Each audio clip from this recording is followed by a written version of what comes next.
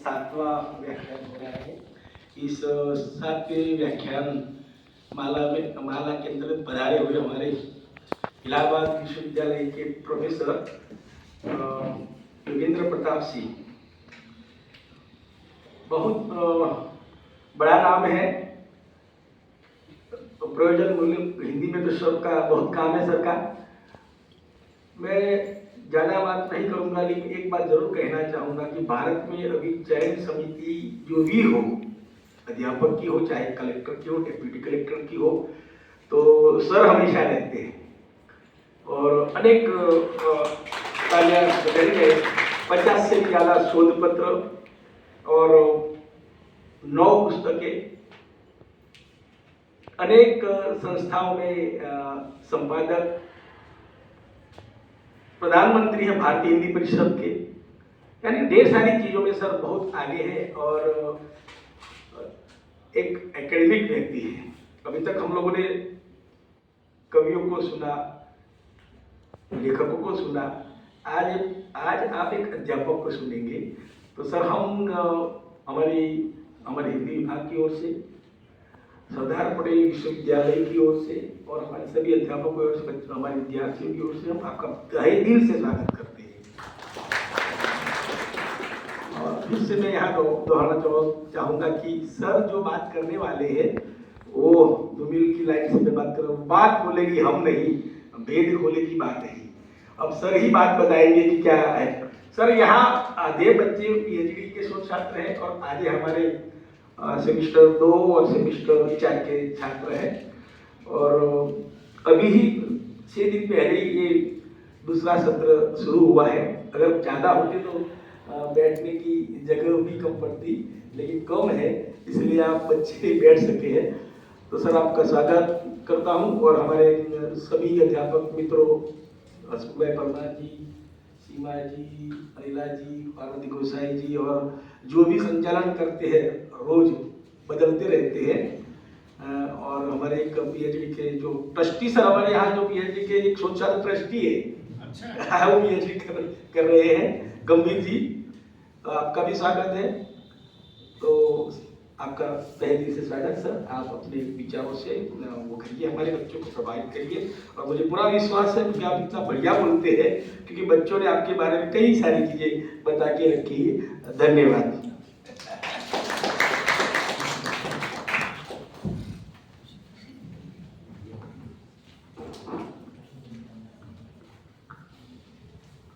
सर्वप्रथम मैं विद्यानगर में हूँ, इसका मुझे गौरव प्राप्त हो रहा है, इसलिए मैं आप सबको धन्यवाद देता हूँ और मेरा जी को उनके प्रति आभार व्यक्त करता हूँ कि कम से कम विद्यानगर में, हमारे पास तो इतनी विद्या नहीं है, लेकिन विद्यानगर में मुझे बोलने का अवसर प्राप्त हो रहा है।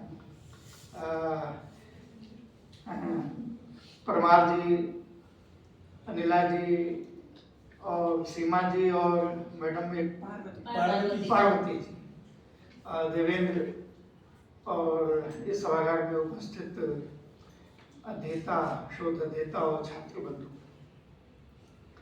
यह 21वीं सदी में यह देश जाएगा, हम लोग बहुत इसको सुनते रहे हैं और शायद आपको कम होगा, लेकिन हम लोगों की पीढ़ी को 21वीं सदी आएगी, 21वीं सदी आएगी और उस समय की तत्कालीन सरकार के जो संदेश होते थे उसमें 21वीं सदी का बड़ा जोर था। तो हम लोग सोचते थे कि 21वीं सदी में क्या होगा, ये एक जिज्ञासा बनी रहती थी। और एक दौर और भी था कि जब कंप्यूटर आएगा, बैंकों में कंप्यूटर आएगा, और एक बड़ा द्वंद्व था विचार में कि कंप्यूटर के आते ही वो 100-200 लोगों का काम अकेले कंप्यूटर कर लेगा, बेरोजगारी आ जाएगी और लोगों को रोजगार नहीं मिलेगा। ये हम लोग उस दौर से गुजरे हैं। क्यों मेरा साहब? मतलब एक दौर था, मतलब एक बड़ा संशय, द्वंद्व और वो सब चीजें थी। 21वीं सदी आ गई और चीजें आकर के सरल भी जाती हैं, लेकिन कई बार उसके बारे में हमारा एहसास क्या होता है और वो जो यादें छोड़ के जाती हैं तो क्या होता है, वो फिर कभी कभी जब नई चीज आती है ना, तब हम आत्ममंथन करते हैं, मूल्यांकन करते हैं कि हम थे कहाँ, हम कहाँ खड़े थे, हमारी जगह क्या थी, क्या गड़बड़ी थी, ये सब समझ में आता है। तो मुझे लगता है कि मैं वहीं से अपनी बात शुरू करूं, उसी संदर्भ में, क्योंकि 21वीं सदी के आने के साथ जो बात समझ में 1985 में भी एक नई शिक्षा नीति आई थी राजीव गांधी सरकार में, और चीज़ों को समझ में आता था, कई बार प्रश्न भी दिमाग में आता था कि मानव संसाधन विकास मंत्रालय, कुछ लोग बैठ के हम लोग कहते भी थे कि एसी में बैठ करके इस देश की योजनाएं बनती हैं, और उसका आम जनजीवन से क्या संबंध होता है, ये प्रायः हम लोगों के मतलब हमारी पीढ़ी के दौर में तो ये बातें रहती थी। अब उसके बाद ये जो मानव संसाधन, तो कई बार मेरे मन में भी प्रश्न आता था कि मानव संसाधन यानी संसाधन तैयार करना है, मनुष्य क्या है, संसाधन है, किस चीज़ का है, तो और तो मान लीजिए जो साधन है, और मनुष्य ह्यूमन रिसोर्स एक बड़ा रिसोर्स है कि आदमी को तैयार करना है, किस लिए, तो वो एक प्रकार से समझ लें कि हमको डेवलपमेंट का ये एजेंट, मतलब विकास बड़ी चीज है, और ये 2 शताब्दियों से विकास बिल्कुल आम जीवन के केंद्र में रहा है, और सब कुछ विकास केंद्रित, और अब कई बार वो प्रश्न चिन्हों से घिरता भी है विकास, और वो विकास कैसे गिरता है कि इतनी बड़ी बड़ी मशीनें आ गई कि वो एक दिन में एक पहाड़ को काट सकती हैं, आपने देखा होगा, नदियों को पी सकती हैं, समुद्र में शहर बनाया जा सकता है, कुछ देश सूरज बना रहे हैं, मंगल तक ग्रह की हम लोगों की यात्रा टेम्पो का जो जितना खर्च है उस मूल्य पर हो रहा है। अब ये सब कुछ तो हो रहा है, लेकिन उसके सामने धरती क्या है।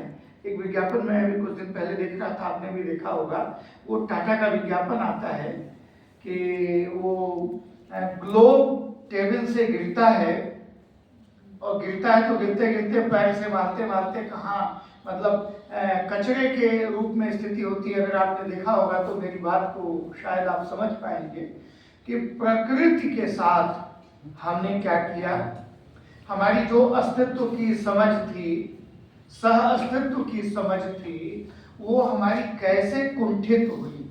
और ये सब कैसे हुई, तो ये मैं कह रहा हूँ कि जिस प्लेटफॉर्म पे खड़े हैं जरा उसका मूल्यांकन करिए, तब समझ में आएगा, तब राष्ट्रीय शिक्षा नीति 2020 भी समझ में आएगी, अन्यथा हम ठीक से नहीं समझ पाएंगे। तो ये जो एक विकास की एक समस्या, अभी मैं कल दिन से कह रहा था कि जरा पूछना कि ये जो सामने सड़क बनी है, ये सड़क अगर 40 साल पहले बनी होगी तो ये कितने फीट 40 सालों में ये ऊंची हुई होगी। ये सब पत्थर ही तो कटे हैं, कहीं से तो आया ही है। मौसम का, जलवायु का जो परिवर्तन हो रहा है, ये सब दिख रहा है।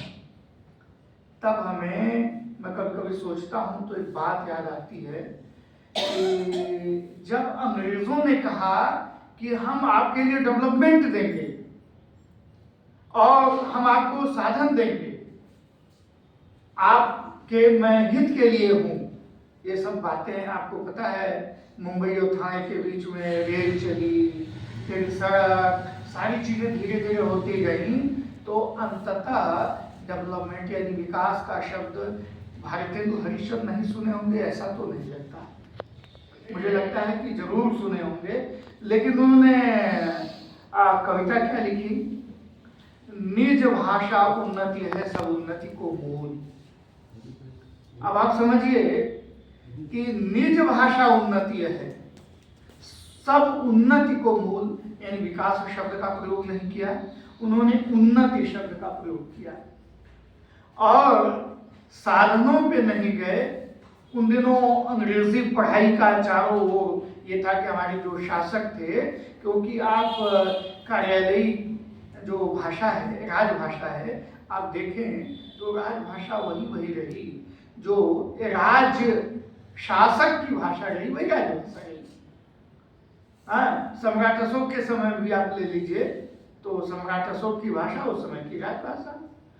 आप मुस्लिम लोगों के, मुगलों के समय में लीजिए तो अरबी, फारसी, उर्दू, अंग्रेजी, अंग्रेजों के आने पर, यानी जो शासक उनकी भाषा हमारी राजभाषा। हमारी भाषा में मतलब दिल धड़कता है हमारी भाषा में, लेकिन बाहर का जो कुछ भी है सब, सारा डेवलपमेंट, सारे स्वप्न हमको दूसरे की भाषा में देखने पड़ते हैं। ये जो एक अंतर विरोध है, तो मैं बार बार सोचता था कि उत्थान क्यों नहीं कहा। तब मुझे लगा उत्थान, ये इस डेवलपमेंट पे डेवलपमेंट करते जा रहे हैं, लेकिन हमारा भीतरी उत्थान नहीं हो रहा है। नई नई समस्याएं आती जा रही हैं, वो उत्थान नहीं है, उन्नति नहीं है। क्यों? तो ये समझने का विषय ये है कि उन्नति और उत्थान, ये जितना बाहर है उतना ही अंदर है। उत्थान आदमी का होगा तो उसका आत्मविश्वास बढ़ता है, उसका आत्मिक संतोष बढ़ता है, उसकी आत्मा का उन्नयन होता है। बाहर का भी है, कई बार होता भी है कि पॉकेट में रुपए नहीं होते हैं तो हम बड़े एक प्रकार से समझ लीजिए कि असुरक्षा के शिकार होते हैं, इनसिक्योरिटी फीलिंग रहती है। लेकिन पॉकेट में पैसा हो तो आप फटी पैंट भी पहन लें तो आपको लगता नहीं है कि कोई मेरी हंसी उड़ाएगा। ये जो उत्थान है, ये सारा डेवलपमेंट, ये हमारे भीतर का उत्थान क्यों नहीं कर रहा है? ये उत्थान शब्द को अगर ध्यान में रखें तो उत्थान कैसे होगा? निज भाषा, ये भारतेंदु हरिश्चंद्र ने वो दिया था कि अपनी भाषाओं का उत्थान। तो जब मैं मानव संसाधन सुनता था तो यानी कि हम लोगों को क्या बना रहे हैं, तो हम लोगों को डॉक्टर, इंजीनियर, वकील, ये सब जितना बढ़िया प्रोफेशनल डेवलपमेंट का हो। तो हुआ क्या कि बहुत पढ़े लिखे शहरों में हमारे वहाँ की लड़कियाँ खींच ली जाती हैं, गाड़ी से सटका दी जाती हैं, बड़ी बड़ी घटनाएं होती हैं। यानी कहाँ पढ़े लिखे लोग तो सभ्य होते हैं, ये सभ्य नगरों का हाल बता रहा हूँ। ये होता है, सभ्य नगरों में ही लूटपाट होता है बड़े तरीके से, आप समझ लीजिए। तब हमको लगता है कि हमारी सभ्यता पर एक प्रश्न चिन्ह। क्यों? क्योंकि हमने साधनों के विकास को ही जीवन का ध्येय मान लिया, और साधन का विकास तो हमने अपने को संसाधन बना लिया। यानी एक आत्मबोध से शून्य आत्मविस्मृति के शिकार होते जा रहे हैं। ये हमारी शिक्षा व्यवस्था कर रही थी, ये सब कुछ हो रहा था। और वही एक डिवाइड, भेद, वो भेद क्या था?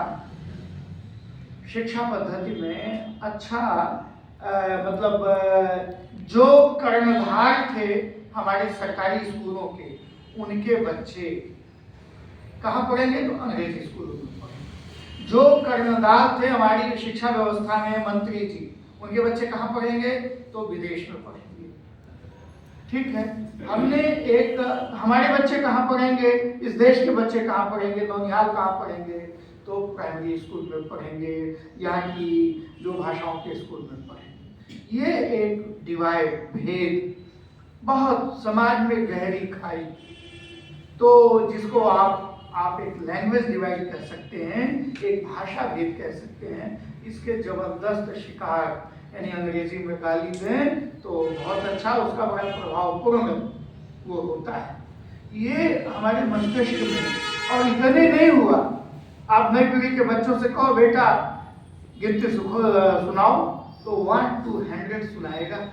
पूछ दीजिए 60 69 क्या होता है तो कहेगा 79, नहीं 69। यानी ये क्यों गलती हो गई है? तो हमने सोचना शुरू कर दिया, सोचना सिखा दिया अंग्रेजी में, तो उसको अपनी भाषा की गिनती नहीं आती है। कुछ लोग कहते हैं कि ये बच्चे नहीं जानते, नहीं, ऐसा नहीं है। चूंकि सोचना अंग्रेजी में शुरू कर दिया, तो इसलिए बार बार जो चीजें हम जिस भाषा में सोचते हैं स्वाभाविक रूप से वही निकलती है, सीखी हुई भाषा बाद में निकलती है। तो ये एक आप समझ लें कि हमारा जो लर्निंग है, अधिगम, वो अधिगम भी डिवाइड का शिकार हुआ। इसकी आवश्यकता को देखते हुए कि हम एक कॉलोनियल माइंडसेट का निर्माण कर रहे थे, एक औपनिवेशिक, यानी अपना कुछ नहीं दूसरे का, जो हमारे शासक थे, जो उन्होंने मुझे बताया और उसी राह पर उसी ढंग पे चले जा रहे थे। तो जरूरत थी कि इस ढंग को अब ये समझ में आने लगा 21वीं सदी में सारे डेवलपमेंट के बाद कि एक बड़ी गलती हो रही है, और ये गलती ये हो रही है कि हम मनुष्य को केंद्र में नहीं रखे हैं, बल्कि मनुष्य को साधन संसाधन मान लिए और उसके जीवन को छोटा करते जा रहे हैं। तो दिन रात कमा रहा है, लेकिन उस कमा करके उसको इंजॉय करने का, जिसको कह लें कि उसको प्रसन्नता के साथ जीने का हक छीन लिए और पैसे का हक दे दिए। चारों तरफ ये धूम मची। तो जीने का क्या मतलब? तो जीने का मतलब कि हमारी जो संस्कृति, हम सब ग्लोबल तो हो गए, लेकिन हम लोकल कलर जो था, स्थानीय जो विशेषताएं थी, वो हमसे छिन गई। आप देखिए, आप सब पढ़ते होंगे जनजातीय साहित्य।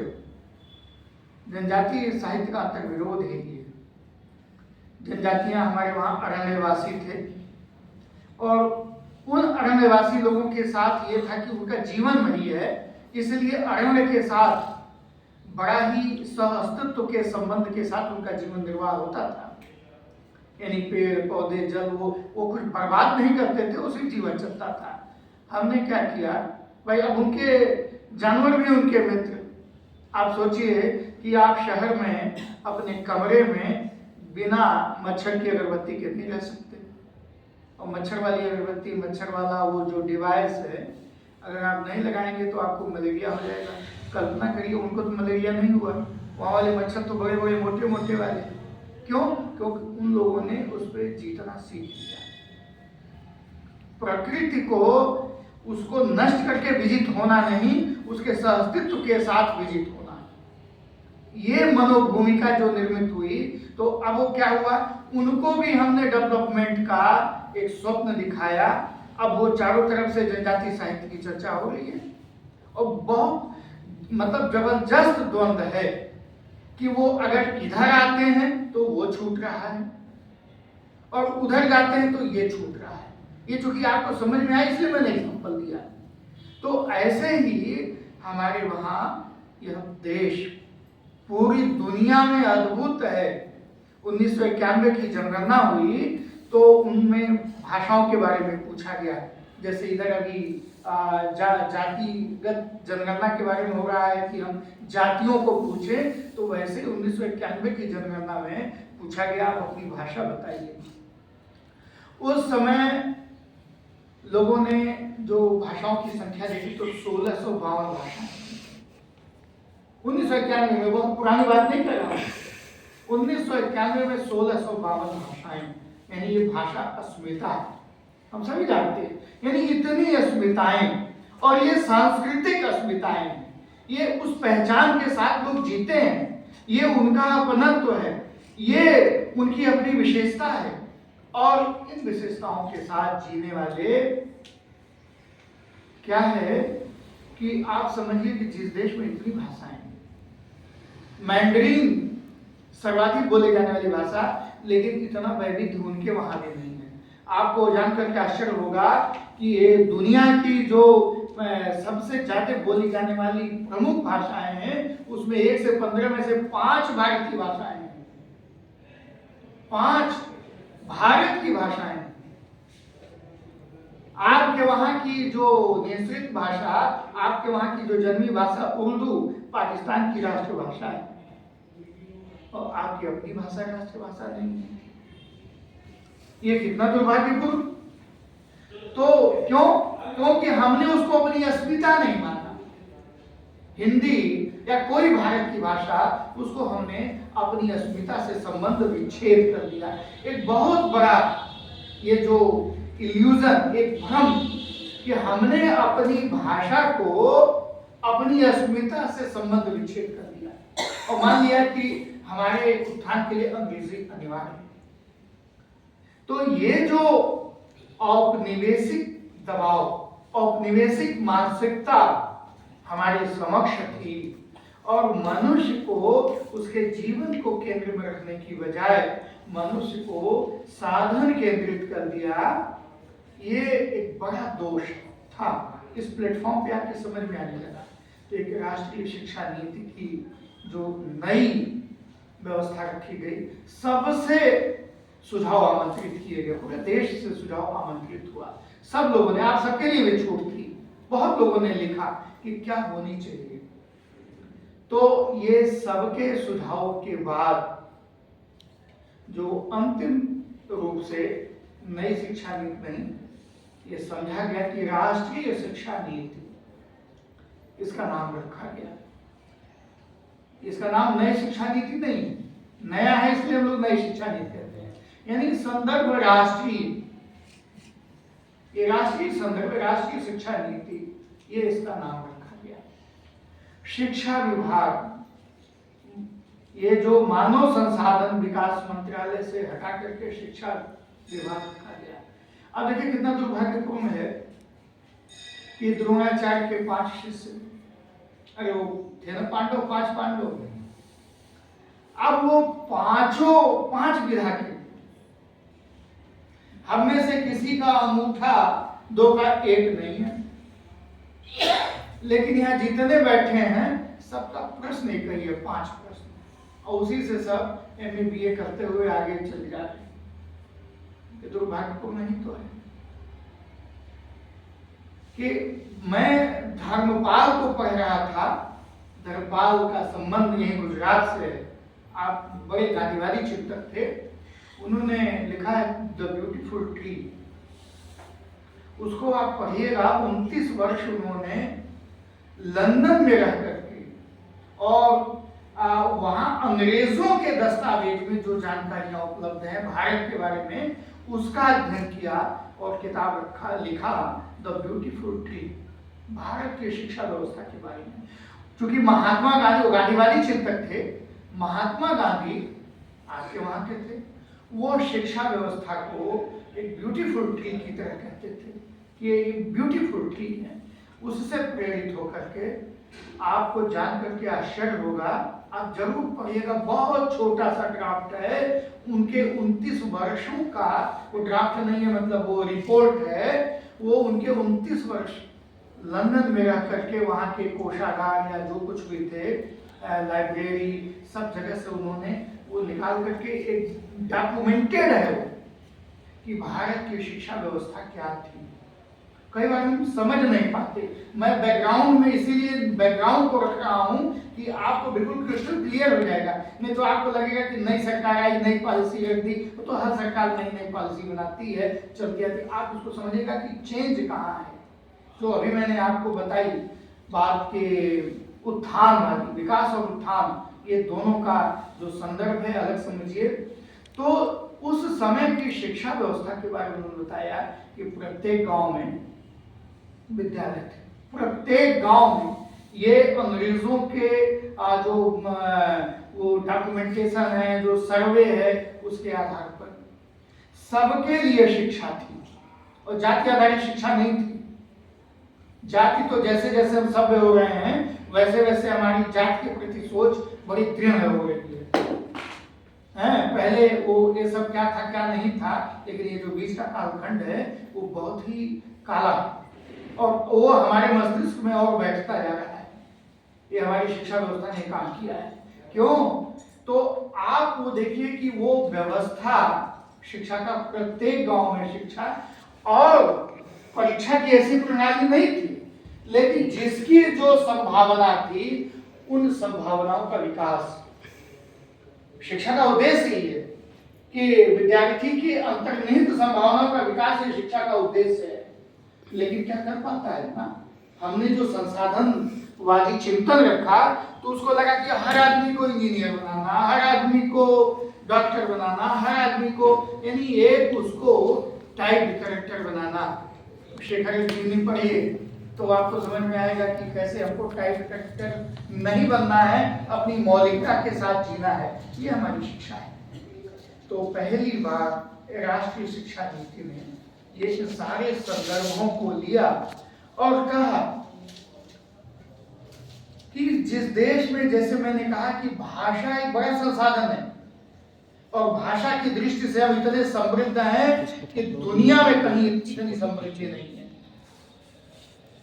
और आप देखिए इसको नए लोगों ने, औपनिवेशिक चिंतन वाले लोगों ने इसको क्या कहा कि भाषा बाधक है, इसको बाधक के रूप में देखा।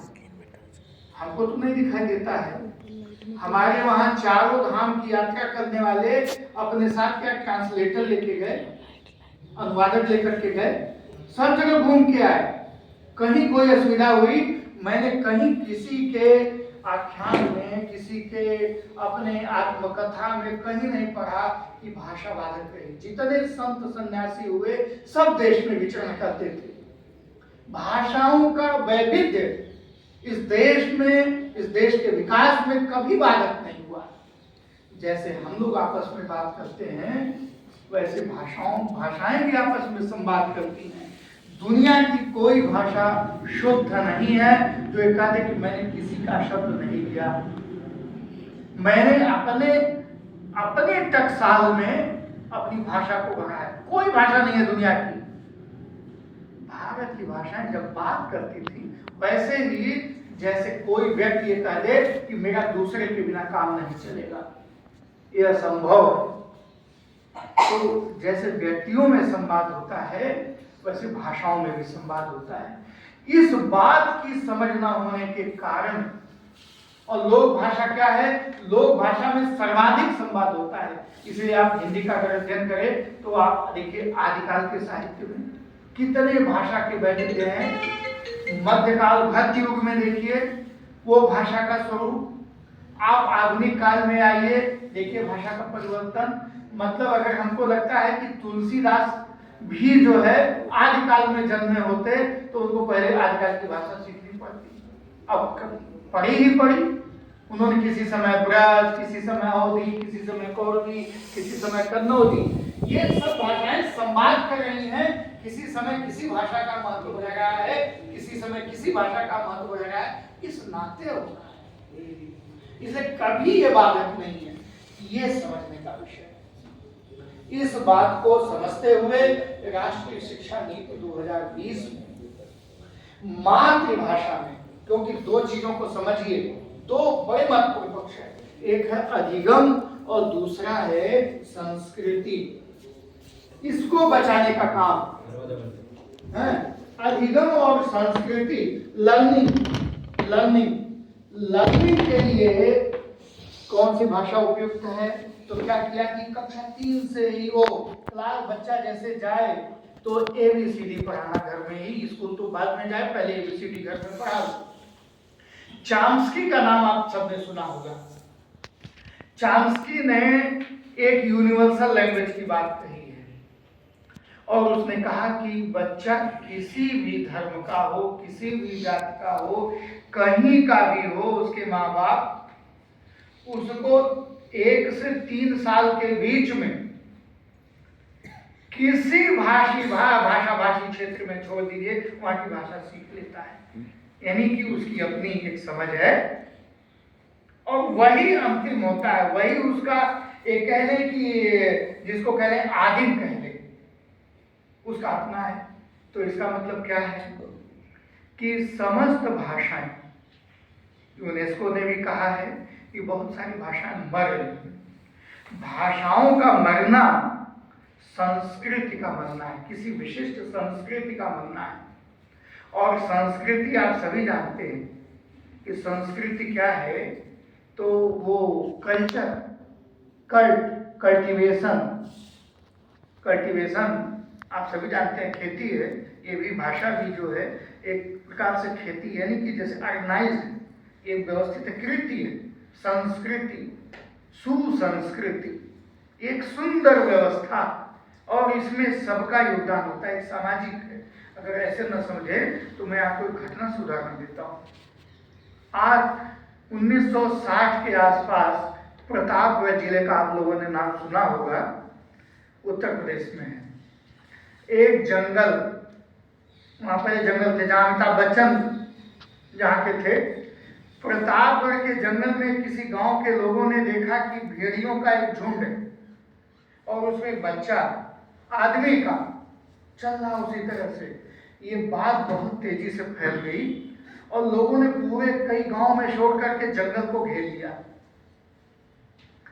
और भेड़िए तो भाग निकले, वो बच्चा पकड़ में आ गया। वो बच्चा बोलता भी था भेड़िए की तरह, आवाज निकालता था, खाता भी था वैसे ही, चलता भी वैसे ही था, बस रूप उसका भेड़िए का नहीं था। उसका उसको ठीक से रखा गया, उसको उसके पूरी व्यवस्था की गई। वो बच्चा बहुत दिन तक नहीं जिंदा रहा। हम में से आप कल्पना करिए, अगर हम अकेले रहेंगे तो क्या उससे अलग होंगे क्या? अगर हमारा जिस परिवेश में ये जो भाषा हमको मिली है, ये पूरे समाज की है, एक एक शब्द समाज का अनुभव है। हमारे समाज का अनुभव, एक शब्द भी अगर मरता है तो आप समझिए कि उससे जुड़ी हुई जो अर्थ संरचना है, हमारे समाज का जो अनुभव है, वो मरता है, वो विलुप्त होता है। तो संस्कृति को बचाना है तो हमारे जो भारतीय भाषाओं का वैविध्य है उसको बचाना है। राष्ट्रीय, सब मैं जो बात आपको बता रहा हूँ, मैं कहानियों बता रहा हूँ, लेकिन राष्ट्रीय शिक्षा नीति के ड्राफ्ट में ये सारी उसकी प्रियम्बल में है, उसकी प्रस्तावना में।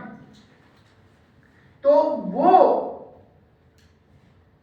कि मातृभाषा में शिक्षा, तब तो वो अपने कह लें कि एक तरीके से आदिम स्वरूप में कहूँ तो गलत होगा, बल्कि कहें उसके मौलिक अपनी उसकी जो संस्कृति है उसके अपनी उसका रक्षक बन सकेगा। तो वो उस रूप में मातृभाषाओं में शिक्षा की बात कही गई। अब जितनी मातृभाषाएं, सभी मातृभाषाओं में प्राथमिक स्तर तक तो निश्चित तौर पर, और जैसे जैसे ऊपर चलेंगे तो मैंने कहा कि एक तो हमको आरोपित भाषा दी गई। अब हम तुरंत तो हटा नहीं सकते, हटाना था तो हटा सकते थे, लेकिन भाषा नीति हटाई नहीं गई। अब तक इसके पहले सब वही चलता रहा, वही हमारे विकास का केंद्र था, तो एक दिन में चीजें नहीं बदल सकती हैं। तो भारतीय भाषाओं में जूनियर हाई स्कूल ऊपर धीरे धीरे कक्षाओं में क्या होगा कि पुस्तकों का अनुवाद, और अनुवाद को भी, अनुवाद के बारे में हम लोग का बड़ा कंसेप्ट खराब है। हम लोग ये समझते हैं कि जितनी भाषाएं होंगी उतनी अनुवादक, उतना संसाधन, बहुत पैसा खर्च होगा केवल अनुवाद में, केवल ये करने में। मैंने आपसे कहा कि ये जो संत महात्मा सामान्य लोग जो तीर्थ यात्रा पे जाते थे, देश भर घूमते थे, वो कहीं कोई अनुवादक नहीं ले गया। वो अपनी भाषा भी सीखता था, दूसरे की भाषा भी सीखता था, और भाषाएं इससे आपस में भाषाएं बात करती थी। मतलब व्यक्ति नहीं, मैं भाषाएं बात करती थी, इसलिए एक भाषा के शब्द दूसरे भाषाओं में जाते थे और हमारी सांस्कृतिक समझ बढ़ती थी और हम सहअस्तित्व की भावना से उत्प्रेरित होते थे। सबको हम समझते थे, पशु पक्षियों की भाषा को भी हम समझते थे। तो ये जो एक समझ की व्यापकता है, जो वास्तव में जिसको कहें कि सभ्यता वो थी। पढ़ लिख करके शर्ट पहन लेना, कोट पहन लेना, ये सभ्यता नहीं। सभ्यता उसको कहेंगे जिसको सिविलाइजेशन हमने कहा, कि सिंधु घाटी की सभ्यता। अभी मैं आया था पिछले दिनों आपके सेंट्रल यूनिवर्सिटी अहमदाबाद में, तो मुझे लोकतक जाने का अवसर मिला। तो मैंने कहा बताओ, इतने वर्ष 2000 साल से भी ज़्यादा पहले लोग किस तरह से जल संरचना को अपने अनुकूल ढाल करके और काम करना, और हम लोग दुनिया को बता रहे हैं क्या? बता रहे हैं कि वास्को डी गामा ने 1400 किस सन में? 1498 में भारत की खोज की। तो मैं कहा उसके बाप के बाप के बाप के बाप वो जो था ना, वो कौन एक था आया था आक्रमण करने, सिकंदर। वो कहाँ आया था? पढ़ा, मतलब आप देखिए कि ये टेस्ट उनका है। भारत में आने के रास्ते की खोज की थी उसने। उसके पहले कोलंबस आया, तो अब जब कोलंबस आया तो आया तो था इंडीज के लिए। आपको शायद पता नहीं होगा, ईस्ट इंडिया कंपनी का नाम था 1589 में लंदन के मेयर के घर 5 व्यापारियों की मीटिंग हुई और उस समय भारत में काली मिर्च के व्यवसाय का एकाधिकार था पुर्तगालियों का। पुर्तगाली जो केरल में अपनी बस्ती बनाए थे, उस एकाधिकार को तोड़ने के लिए एक कंपनी बनाई गई, the company for trade with east Indies, केवल काली मिर्च के व्यवसाय के लिए। वही ईस्ट इंडिया कंपनी, इंडीज, हमारा देश अंग्रेज इंडीज कहते हैं। और वो जो इंडीज था,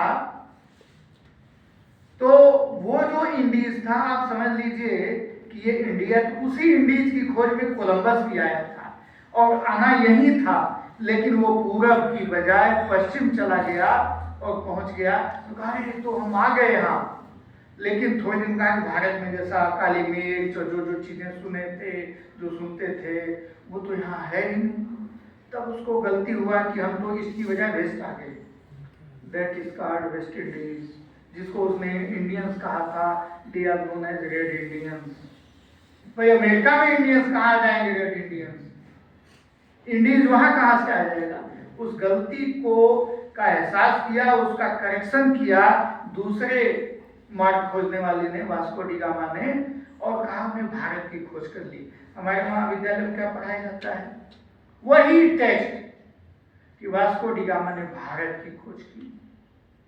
हमारे दिमाग में मार्ग भूल गया, भारत आ गया और लगा कि भारत की खोज की, यानी कि अब खोजकर्ता वही थे। आप सोचो कि हमारे वहां भूगोल शब्द है ना, ये भूगोल शब्द आज का है, ये कब का है? हमको पहले से ही मालूम है दुनिया गोल है, भूगोल, लेकिन हम कभी सोचते ही नहीं है। एक जो कॉलोनियल माइंडसेट था, उससे उभरने के लिए ये सब हमारी संस्कृति के शब्द हैं, हमारी भाषा के शब्द हैं, जिसमें ज्ञान निहित है। इन सब को छोड़ करके हम लोग दूसरी भाषा के उसमें आ गए। तो ये भारतीय भाषाओं को इसमें महत्व मिले और एक बहुत बड़ी चुनौती है। जितनी भाषा उतनी व्यवस्था। तो जो मैं आपसे कह रहा था कि अनुवाद को, जो मैंने बात उठाई थी कि अनुवाद एक तात्कालिक आवश्यकता है। आने वाले समय में हमारे देश का प्रत्येक बच्चा 2 से ज्यादा भाषाएं जानेगा। जब अगर ये शिक्षा चालू हो जाएगी इस तरह की, तो अनुवाद की आवश्यकता ही नहीं रहेगी। अनुवाद तो हमारी तात्कालिक आवश्यकता है कि हम गुजराती लोगों के बीच में आ गए और गुजराती लोगों को हिंदी नहीं आती, मुझे गुजराती नहीं आती, तो तत्काल कैसे काम चले? ये टेक्स्ट पढ़ना है, ये तात्कालिक आवश्यकता है, अनुवाद की आवश्यकता नहीं है। मौलिक लेखन की आवश्यकता है और धीरे धीरे आने वाले समय में मौलिक लेखन होगा। तो इसलिए ये कोई बड़ी बात नहीं है। ये पूरा एक तरीके से कह लें कि पूरा एक पाठ्यक्रम भारतीय भाषाओं के संबंध में, पूरे राष्ट्रीय शिक्षा नीति में, और कैसे सभी भाषाओं को महत्व देना है समस्त भारतीय भाषाओं के लिए। और देखिए कितनी ईमानदारी के साथ इस बात को स्वीकार किया गया है कि ये केवल वर्तमान की भाषाएं नहीं, शास्त्रीय भाषाएं भी, और शास्त्रीय भाषाओं में केवल भारत की भाषाएं नहीं, तमिल, संस्कृत, तमिल, तेलुगु, कन्नड़, फारसी तक को भी, कि वो शास्त्रीय भाषाओं को भी पढ़ा जाएगा, बताया जाएगा। ये सबका समेकित करते हुए सबको ये इस राष्ट्रीय शिक्षा नीति में करना है। तो आप समझ गए होंगे कि जो मैंने इसके पूर्व पक्ष को रखा था यह पूर्णतया बदलना है। राष्ट्रीय शिक्षा नीति का जो पूर्व पक्ष है, जिसको मैंने कॉलोनियल माइंडसेट, एक औपनिवेशिक शिक्षा व्यवस्था और एक जो भाषाओं के बारे में भ्रम, अस्मिता बोध से कटा हुआ, बिल्कुल अलग करते हुए एक डिजिटल डिवाइड, एक लैंग्वेज डिवाइड पर, लैंग्वेज डिवाइड यानी कि जो मैंने कहा कि हिंदी, अंग्रेजी और भारतीय भाषाएं और अंग्रेजी, इसका भेद, एक प्रकार से शिक्षा का भेद, यानी कि पब्लिक और प्राथमिक विद्यालय, पब्लिक स्कूल और सरकारी स्कूल, ये जो सारे भेद थे, इन भेदों को मिलने के साथ एक नए प्रकार का उत्तर पक्ष में जो एक वैविध्य होना है, उस पूरी वैविध्य की चिंता, उस पूरी वैविध्य का स्वप्न, चिंता नहीं कह लें बल्कि उस पूरे वैविध्य को बचाए रखने का स्वप्न, और एक सांस्कृतिक सेतु,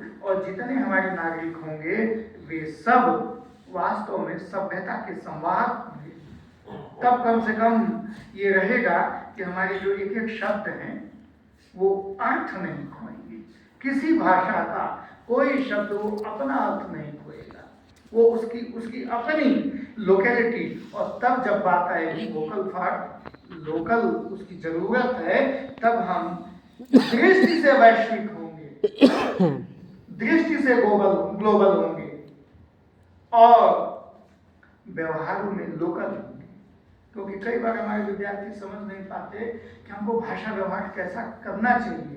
वो विवाद में पड़ जाते हैं कि हमारी मातृभाषा कुछ और, संवाद की भाषा कुछ और, कार्यालय की भाषा, अरे इतना अंतर, कोई बात नहीं। आप कभी सामान्य लोगों के बीच औपचारिक बात करो तो मानक भाषा में बात करो। आपको सुनने के बाद लगना नहीं चाहिए कि आप किस बोली क्षेत्र से आते हैं, और जब आप अपने बोली के लोगों से बात करो तो उनको लगना नहीं चाहिए कि हमारी बोली क्षेत्र का नहीं है। ये अगर हमारा एक दृष्टि, जीवन दृष्टि नहीं बनती है भाषा के संबंध में, तो आप समझिए कि या तो आप इधर से कटे हैं या उधर से कटे हैं। क्यों? क्योंकि देशज व्यवहार में भाषा नित्य नूतन होती है, नित्य नूतन होती है, नए नए शब्दों का आगमन आवाजाही चलती रहती है। वो संस्कृति के निर्माण की प्रक्रिया अनवरत चलती है। जो दूसरे को अपनाते हैं, ओढ़ते हैं, बिछाते हैं, वो अपने को भूल जाते हैं। ये आप समझ लीजिए। अपनी ताकत, जो उनकी स्वाभाविक ताकत है, उसको खो देते हैं। तो इसलिए उनको मच्छर काटने पे मलेरिया नहीं होता है, अब सर में रहने पे कैंसर होने लगेगा मच्छर काटने लगेगा। क्यों? क्योंकि आपने अपनी जो ताकत थी, आंतरिक ताकत थी, जिससे आप बाहर भी लड़ते थे, भीतर मजबूत थे, तो आपने खो दिया। तो ये समझने का विषय है कि यह औषधियों का जो देशज ज्ञान है, कृषि उन्नति की, चिटल गांव या कौन गांव है, वो धर्मपाल जी ने ही उसका उल्लेख किया है कि उसका सर्वे अंग्रेजों ने किया 17वीं शताब्दी में, कि उस गांव की व्यवस्था क्या है, घर के बाहर कितना वो रास्ता छोड़ते हैं, कैसा है, नदियों का क्या, सब किया। तो अंग्रेजों ने उसके बारे में लिखा है कि कितनी उन्नत व्यवस्था थी, वो हम सबने छोड़ दिया। अगर दूसरा डेवलपमेंट का आपको एग्जाम्पल दें, जीविका का मैं आपको एक एग्जाम्पल दे रहा हूँ, तो आपको तुरंत समझ में आएगा कि मैं जब छोटा था, जब अपने गांव जाता था, गोरखपुर शहर में मैं रहता था, पिताजी वकील थे, माता पिता एक साथ, तो गाँव में जाता था गर्मी छुट्टियों में वैसे, या खेत करता था। तो एक बार मैं पिताजी से पूछा, पिताजी ये अपना बोझ है, ये इनको क्यों दिया जा रहा है? आप लोगों के स्मृति में नहीं होगा, तो ये समझिए कि जब बोझ कटता था तो सबको अलग अलग दिया जाता था, और जब अलग अलग दिया जाता था तो पिताजी ने, हमने पूछा कि भाई खेत तो मेरा है, अपना है ना? कहे हाँ अपना है। तो कहे इनको क्यों दिया जा रहा है? तो कहे ये नाई है, तुम्हारे माँ बाप बनाने आए, कभी तुमसे पैसा लिए? ये फलाने हैं, ये फलाने हैं। वो बताए कि उत्पादन पर सबका हक है। दुनिया में कहीं ऐसी व्यवस्था नहीं होगी हर गांव का लोहार, एक गांव का लोहार दूसरे गांव का लोहा नहीं पीटता था, और हर आदमी को उसके स्किल डेवलपमेंट की व्यवस्था थी, और हर आदमी को काम था, चाहे कम काम था लेकिन काम था पर्याप्त। ठीक है, हमने उस परंपरागत ढांचे को, तो वही मैं कह रहा था कि जो चिटलगांव का उसका था कि 200 कुंतल अनाज कुछ था कि एक बीघा में उत्पादन वर्तमान में होता, उस समय 800 होता था, ये अंग्रेजों ने लिखा है। तो अब हमने क्या किया कि उस पारंपरिक व्यवस्था को पूरी तरीके से छोड़ दिया। गोदान आप पढ़ते हो, आपने कभी सोचा नहीं कि इसका नामकरण गोदान क्यों रखा है? केवल यही सोच लिया कि दान कराने के लिए? नहीं, आपने ये नहीं सोचा कि वो होरी गांव की गाय की ही इच्छा क्यों रखता है, क्यों चाहता है कि हमारे घर के सामने गाय, वो और कुछ बंगला हो जाए, लाला राय साहब के घर जा रहा है, बड़े लोगों के साथ उठ बैठ रहा है, उसकी आकांक्षा वो क्यों नहीं है? क्यों? क्योंकि उसको पता है कि गाय ही उस समय के धन की धुरी है, उस समय के अर्थ की धुरी गाय है। जिसके पास गाय है तो बैल भी है, बैल है तो खेती भी है, और खेती ही नहीं है, अनाज का उत्पादन भी है, ऑर्गेनिक फसल भी है, सब कुछ है। इसलिए हमारे वहाँ यह जो एक समझ थी, ये समझ, आप फिर गाय पाले ये तो नहीं मैं कह रहा हूँ, आप फिर वहाँ व्यवस्था में जाए ये तो नहीं कह रहा हूँ मैं, लेकिन राष्ट्रीय शिक्षा नीति में मातृभाषाओं में शिक्षा होने का जो परिणाम, जो ये सब बातें रखी गई हैं, वो रखी ही इसीलिए गई हैं कि हमारी अस्मिता के साथ हमारी शिक्षा का संबंध हो, हमारा अंदर जो स्वतः स्फूर्त विकास हो, और स्किल डेवलपमेंट, कौशल के लिए भी रखा गया है कि कैसे कैसे सभी लोग नए कौशल से जुड़े और दोनों पक्षों, श्रेष्ठ नागरिकों का निर्माण हो, सुसंस्कृत नागरिकों का निर्माण हो। तो अभी जिन घटनाओं का मैंने जिक्र किया कि सब शहरों में जो घटनाएं हो रही हैं वो ना, हमारा एक तरीके से कह ले कि हमारी भावनाओं का उदात्तीकरण हो शिक्षा के माध्यम से, ये इसकी जरूरत है। ये राष्ट्रीय शिक्षा नीति में बहुत सारे पहलू हैं, लेकिन मुझे लगता है कि शायद अपेक्षा यही थी, लेकिन 15 मिनट 20 मिनट आप संवाद करें तब शायद और अच्छी बात क्लियर हो पाएगी। अगर आप सबकी जिज्ञासा हो, कुछ कुछ अपनी बात रखें तो मैं और उसमें खुल के बता सकूंगा। पूछ सकते हैं भाई, अच्छे वक्ता मिले हैं। मुझे ये लगता है सर कि जैसे ठीक है कि अपने लैंग्वेज में, जो हमारी लोकल लैंग्वेज है उसमें बेसिक पढ़ाई हो, उसके बाद फिर अदर लैंग्वेज में, मगर ये मुझे लगता है हमेशा कि जैसे अपनी जो शिक्षा है नॉर्मल, जो 12वीं तक की जो शिक्षा है, वो तो आप लोकल लैंग्वेज में पढ़ सकते हैं, ठीक, हिंदी में पढ़ सकते हैं या किसी भी चीज़। मगर ये आज भी भारत का दुर्भाग्य है कि जो तकनीकी शिक्षा है, या जो बड़े राइटर हैं इतिहास में या सोशियोलॉजी किसी भी, तो आज भी हिंदी के हैं, फिर वो इंग्लिश में लिखना प्रीफर करते हैं। यहाँ तक कि हिंदी के कई ऐसे लेखक हैं जिनकी इंग्लिश दुरुस्त है तो इंग्लिश में ज़्यादा लिखते हैं। तो और हिंदी के छात्रों का दुर्भाग्य ये रहा कि अगर उन्हें इंग्लिश नहीं आती तो उन्हें वो अच्छी पुस्तक पढ़ने का मौका नहीं मिलता। जैसे मैं बताऊँ, एम लक्ष्मीकांत का अनुवाद हुआ है हिंदी में, इतना घटिया अनुवाद है कि अगर आप पढ़िए तो पहले तो समझ में नहीं आएगी। दूषित अनुवाद है, मतलब घटिया और दूषित, मतलब उसका गलत ही अर्थ है पूरा। तो इससे कैसे उभरा जाए, मतलब कि हम अच्छी किताबें, वर्ल्ड लेवल की जो नॉलेजफुल किताबें हैं वो कैसे पढ़ें अगर हमें इंग्लिश नहीं आती, वो लैंग्वेज नहीं आती, फ्रेंच नहीं आती, इटालियन नहीं आती, तो वो हम हिंदी में कैसे, मतलब हिंदी के हैं तो उसे कैसे पढ़ें? सर देखिए, हिंदी के सवाल के साथ एक और जिज्ञासा है, क्योंकि आपका जवाब शायद उसी दिशा में रहेगा, इसलिए पूछ रही हूँ कि ये जो हिंदी और अंग्रेजी को हम अनुवाद के माध्यम से जब पढ़ते हैं तो जिस तरह का हमको मिलता है साहित्य, अभी चिकित्सा क्षेत्र में मध्य प्रदेश वगैरह जो है वहाँ पर हिंदी में अनुवादित होकर के अब चिकित्सा का अभ्यास जो है वो क्रम दाखिल किया गया है, पुस्तकें आई हैं। कुछ एक पुस्तक मैंने मंगाई और मैंने पढ़ा था, तो कुछ एक शब्द जो हमारे संस्कृत से लिए जा सकते थे, जो हमारी भाषाओं से नज़दीक है, तो वो न लेने की बजाय इंग्लिश का ही उन्होंने लिप्यांतरण कर दिया है। तो इस तरह की जो समस्याएं हैं तो उनसे कैसे निजात पाया जा सकता है? देखिए, आप सबकी चिंता स्वाभाविक है, प्रश्न बहुत प्रासंगिक है, लेकिन इन सब की जो पृष्ठभूमि और उसकी जो मनोभूमिका उसको समझने की जरूरत है। एक उदाहरण मैं लूं तो उदाहरण ये है कि एक तरफ नदी के गांव है जहां पर अभी भी बैलगाड़ी, भैंसा गाड़ी, ठेला गाड़ी, ये वहाँ का डेवलप्ड वो है।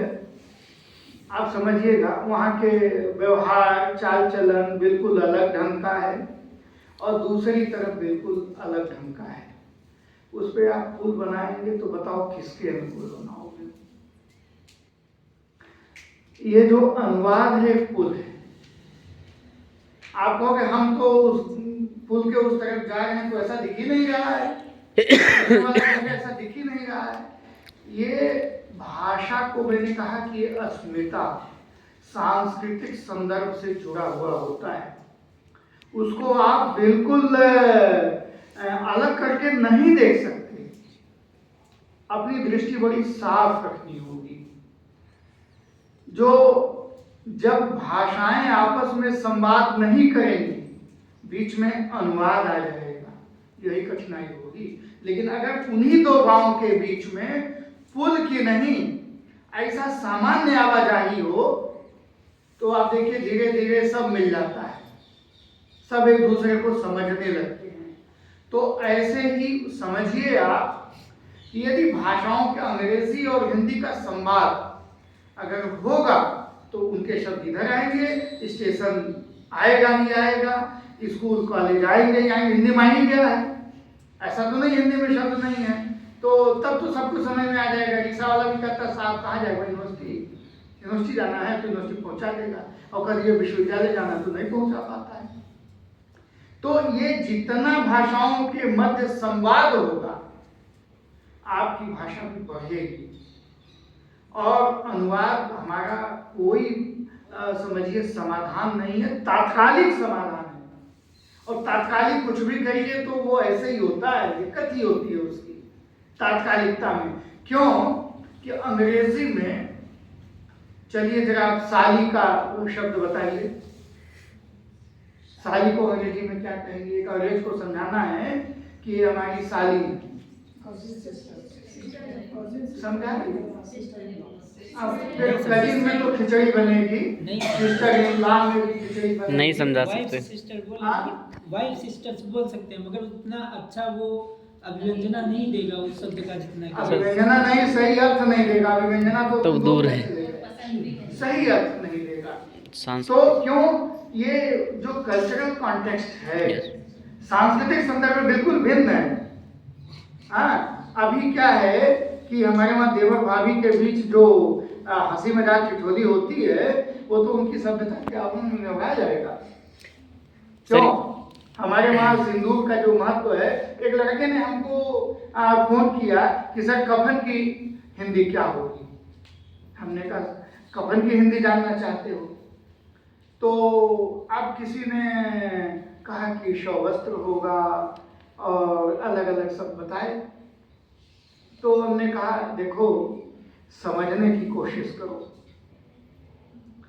कफन क्या होता है, किस रंग का होता है?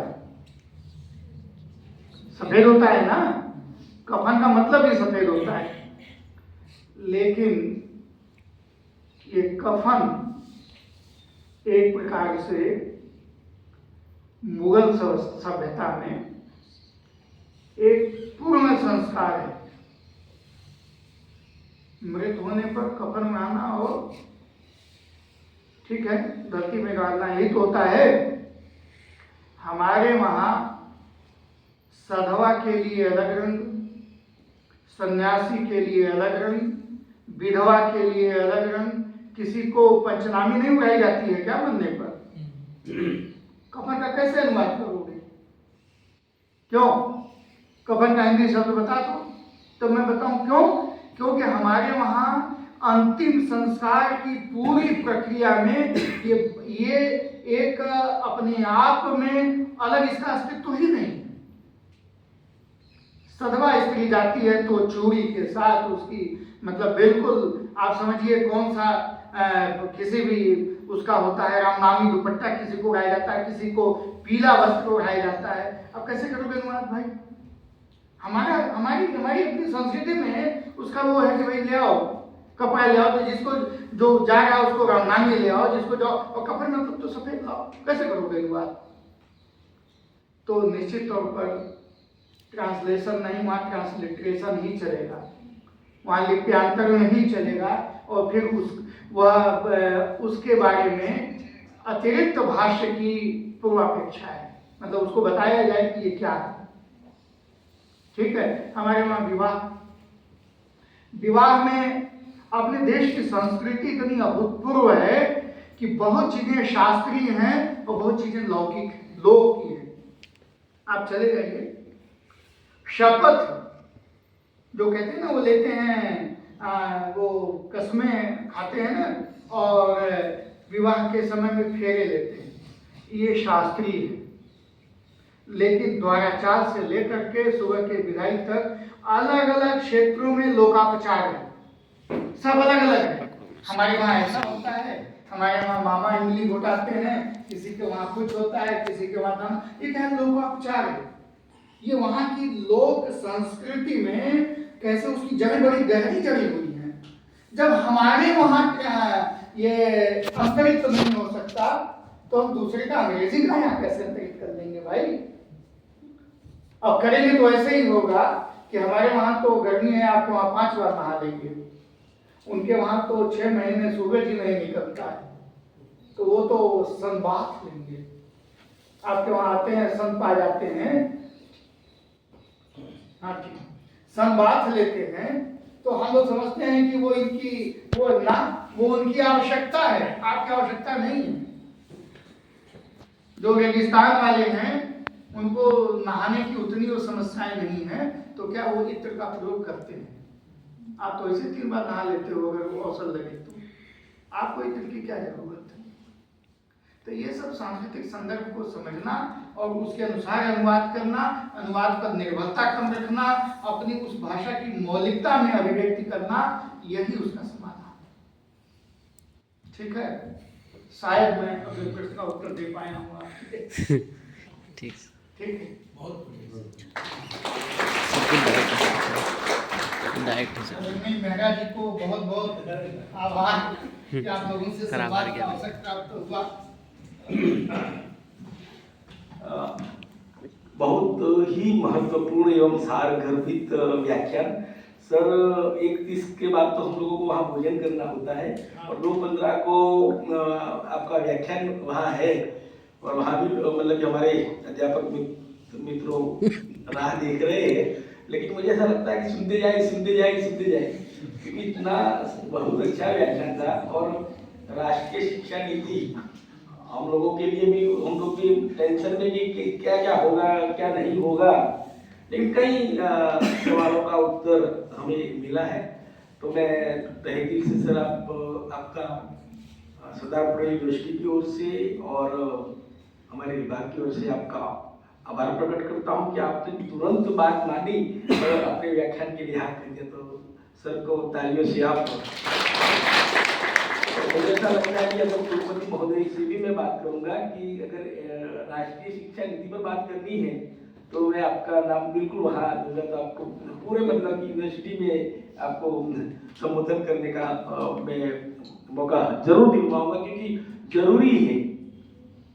इसलिए नहीं कि आप मेरे मित्र हैं, आप जानते, लेकिन ये आपका ज्ञान है और ज्ञान का प्रसार है। सर आपका बहुत बहुत आभार। हम सभी बच्चे राष्ट्रगान के लिए तैयार हो जाए।